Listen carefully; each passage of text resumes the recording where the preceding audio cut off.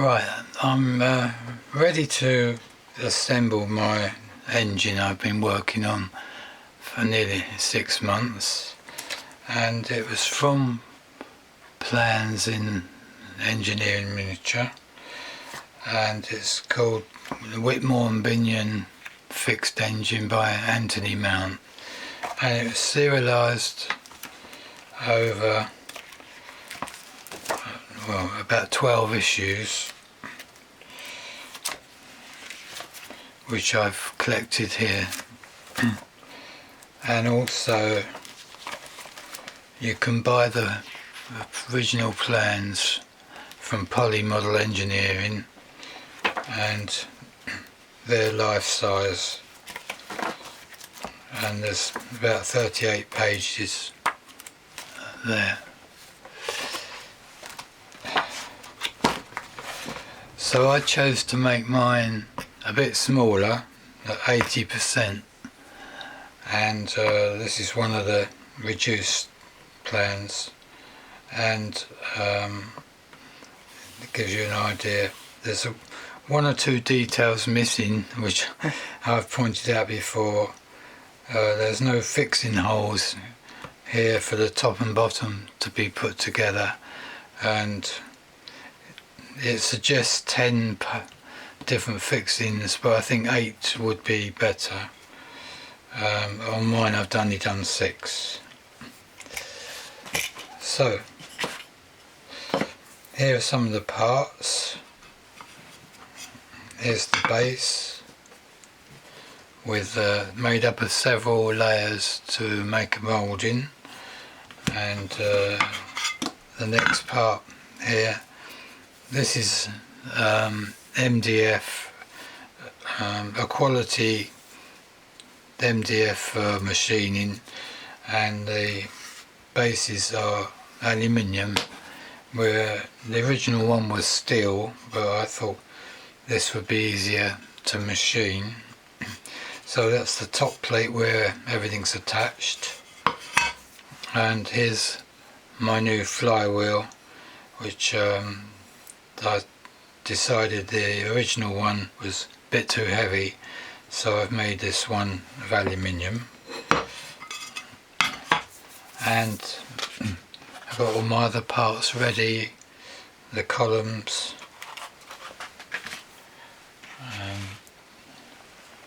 the cylinder, governor, crankshaft, and all the other little pieces. It's amazing how many pieces you need and how many screws you need. All the screws need to be specially made and blackened, and we'll see as we go along.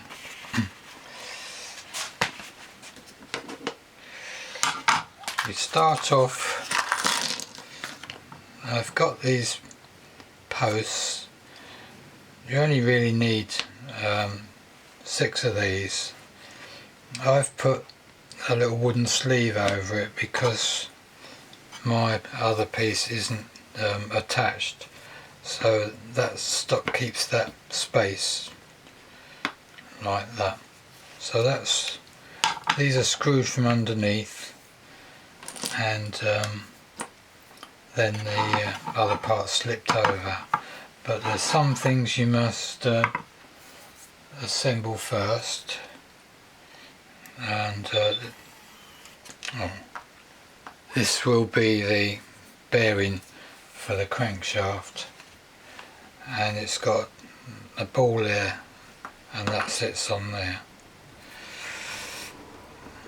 So some things are going to be underneath, and you need to make sure you've put the pulley on for the governor, and put the flywheel in the correct place. Now I've carefully calculated where that goes, and then machined, drilled another hole with a locking screw, so that it's always that position, because that would become important. So I'll put some of this together, and we'll go on from there.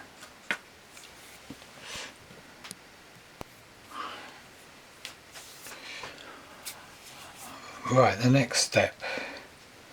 So I've put the posts on and the bearing, and on the top plate I've added the pillars and guides and the governor and this guide here, and there's a pulley there that has to mate up with the on the flywheel. So this is the flywheel, and next step is this part here.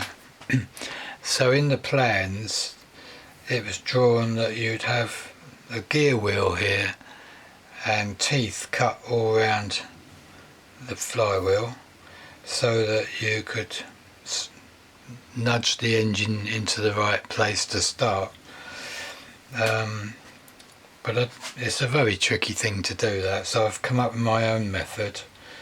So that goes on there, and it's held with a couple of pins.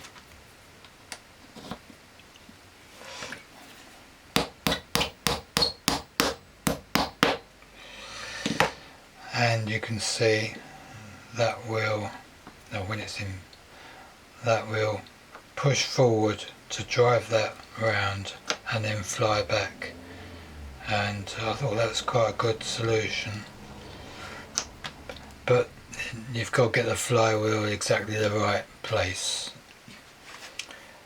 Right, so let's see if the next bit will go on.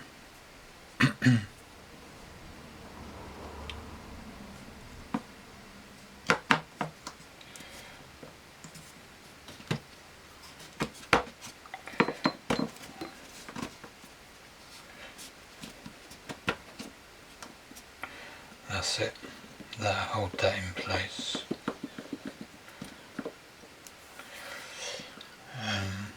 That's it. Now to put this on, I could get the drive belt on the pulley and bring that over. Oh.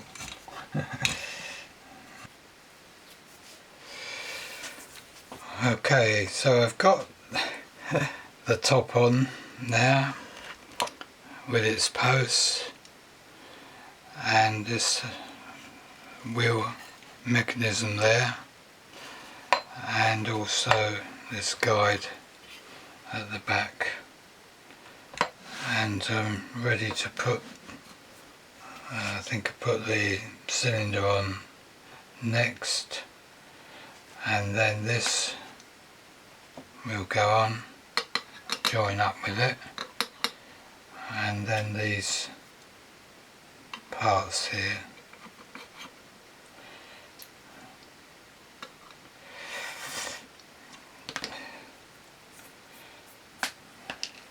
On this part here,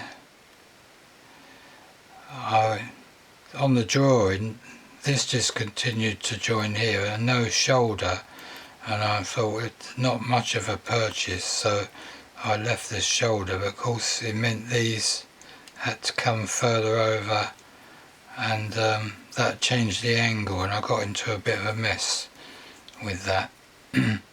But sorted it out in the end. And here where it had studs on at both ends, I thought that would be quite hard to fit together, so I've got a screw and then that will join up like that. So I'll get the cylinder on, and I've left the top off so I can do the timing.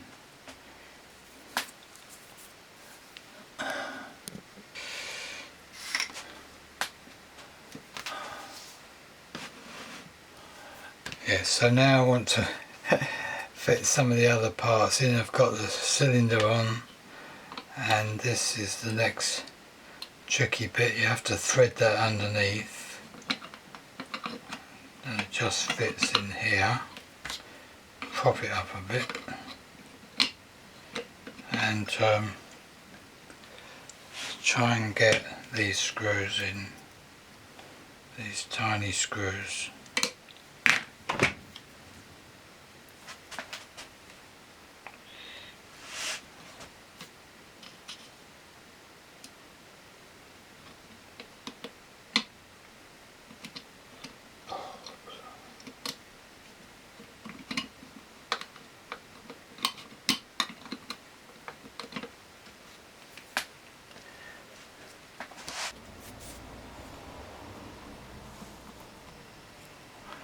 Right, the next part is just joining this up.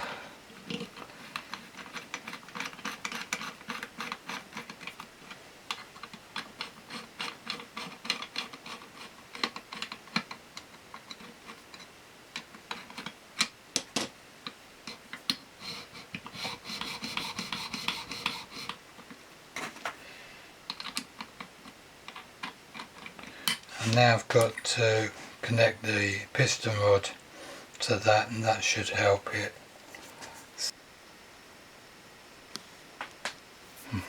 See.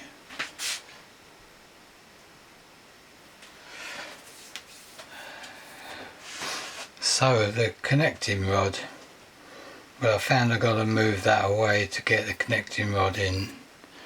There should be one like this with wedges, and it doesn't take up much room, but I didn't really want to make one like that, and so I made one more conventional, and it's got the nuts on the inside, and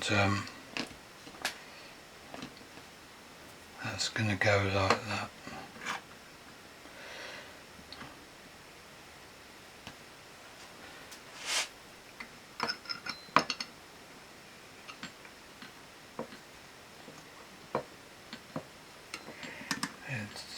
This is where you really do have to do things in the right order.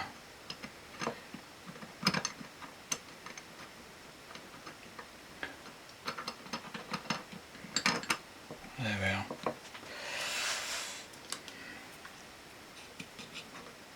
And I've just got to get those nuts on.